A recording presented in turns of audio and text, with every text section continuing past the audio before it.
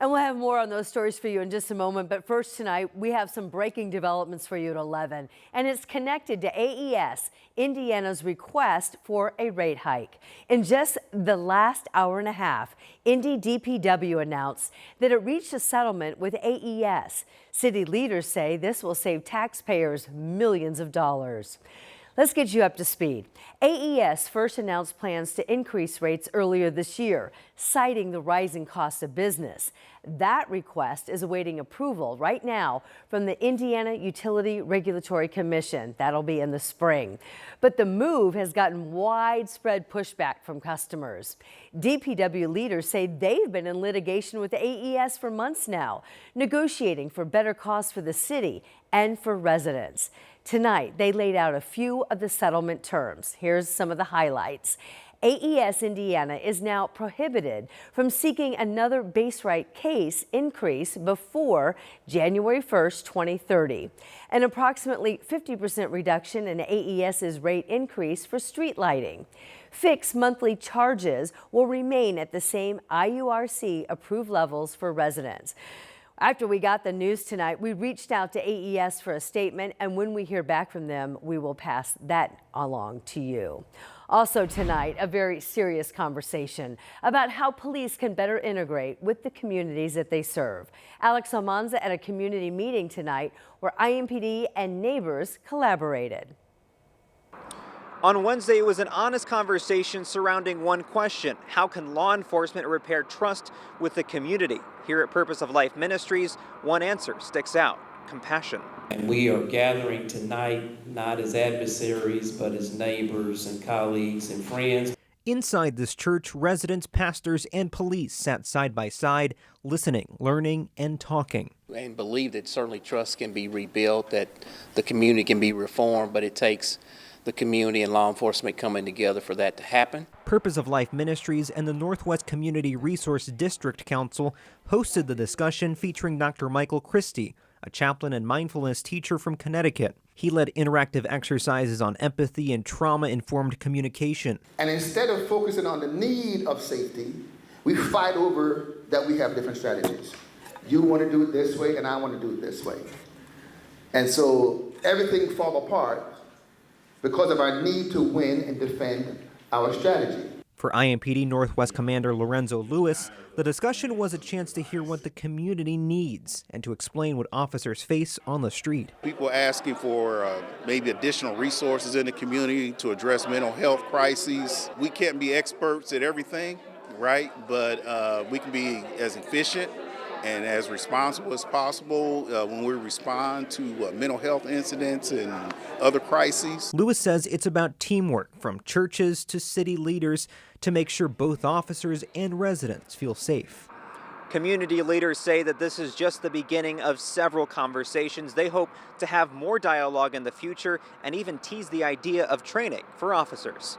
In Indianapolis, Alex Almanza, 13 News. A new analysis now is breaking down child care funding cuts by county across the state of Indiana.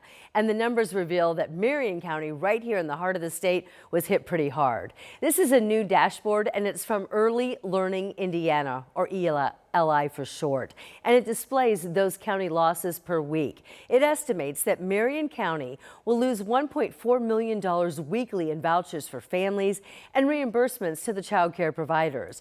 Across the state, it amounts to $195 million per year. Riley Huddleston Zipper is an education and workforce analyst at IU's Kelley School of Business. He told 13 News he believes this is going to have a ripple effect that will impact everyone. Regardless of whether you have kids or not, it's going to impact you because in your day-to-day life, you are reliant on services provided by people who might have kids. Right now, 29,000 Hoosier kids are on wait lists for vouchers, and Riley is expecting that these cuts mean that that number is only going to grow. We also today talked to the owner of an early childhood learning center located in Lebanon, up in Boone County. And she worries that her business may not exist in 2 years from now.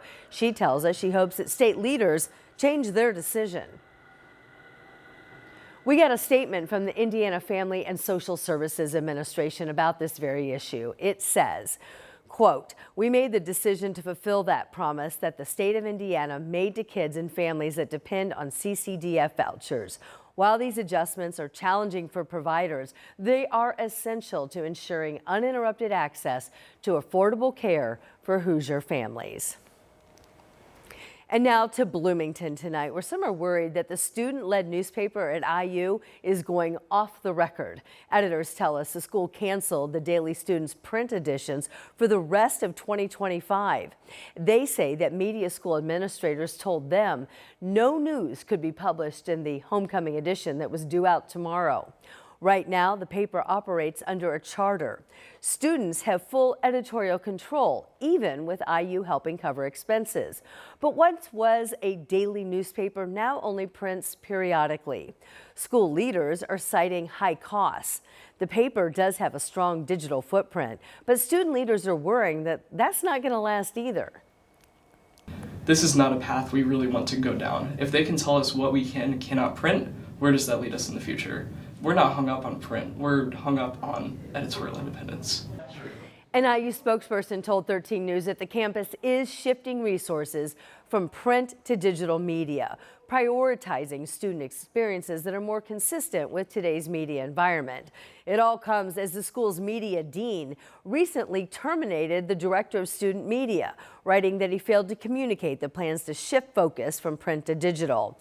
The spokesperson says the university cannot comment on personnel matters. Data centers, boy, they do seem to be all the rage right now in Indiana. And tonight, 13 News is confirming a proposal to bring a tech park to Henry County after plans to build one in Hancock County fell through. The Shelby-based company, which is called Surge Development, withdrew the Hancock County plans after getting some pushback. Now the company leaders want to build on nearly 600 acres on a site located near State Road 109 and I-70. They plan to present their plan tomorrow at the Henry County Planning Commission meeting. If you'd like to go, it starts at 5. And now American Electric Power is planning to temporarily fill protected wetlands up in Fort Wayne and Allen County to power Google's data center there. They say that crews need to build a new transmission line. Now, our news gathering partners in Fort Wayne are reporting that these new filings with the Indiana Department of Environmental Management show that AEP is requesting permission to fill in nearly an acre of wetlands. According to the utility company, crews would need to build a temporary road to install some new poles. They say they will restore the wetlands after construction. Without the power line, they say the Google project cannot move forward. State leaders now are taking comments on this project. If you would like to weigh in, you must submit your thoughts by the end of this month. Rob? Well, we had a front that tried to push through earlier in the day today. Did keep the temperatures a little bit cooler, but most of that was because of the cloud cover that came along with it. It's pretty much fizzled out at this point. Didn't receive any rain from this, at least officially at the airport. Most of you did not receive any rain from that. By the way, just a little perspective for you. 71 was our high today, which is still 5 degrees above the average high. The average high keeps cooling down as we get through October and closer to winter. You can see some cooler air locked into the north, but we won't really see any appreciable changes in our forecast until getting closer to the weekend. Tonight, expect temperatures back down into the 50s. The clouds will stay with us through about morning. We'll wash those clouds out once we get into midday or so, and then we'll go with clear skies by the afternoon and 71. Pleasant for the rest of this week. Saturday brings big changes. I'll talk about the chance for rain and storms coming up. Here's a quick look at the other stories that are making headlines right now. Tonight, police confirm they are investigating a weekend shooting now as a homicide. 40-year-old Clifford Hudson died 2 days after the Sunday afternoon gunfire. It went down near 14th and Tibbs on the near west side of Indy. Right now, we're working to learn if police have identified a possible suspect in the case.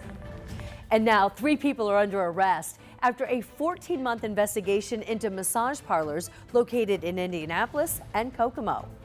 State police say it stems from a human trafficking case linked to businesses and their owners. Police arrested a man and a woman from Noblesville on preliminary charges of promoting prostitution. They also arrested a woman on a preliminary charge of corrupt business influence. A nearly $30 million investment is now coming to Whitestown. The Boone County Economic Development Corporation just announced that Fiber Global is now bringing its second U.S. manufacturing site to town. The company focuses on transforming consumer waste into sustainable materials. The development is expected to create more than 100 new jobs. And coming up on Friday morning, the Indianapolis Airport Authority plans to vote on the sale of the downtown heliport. The city offered to buy that property for nearly $11 million. It's closing at the end of the year as part of that deal. The mayor has bookmarked that land for a possible MLS stadium in his hopes to bring a professional soccer team to Indianapolis. And remember, you can find all the latest local stories anytime on our 13 News app.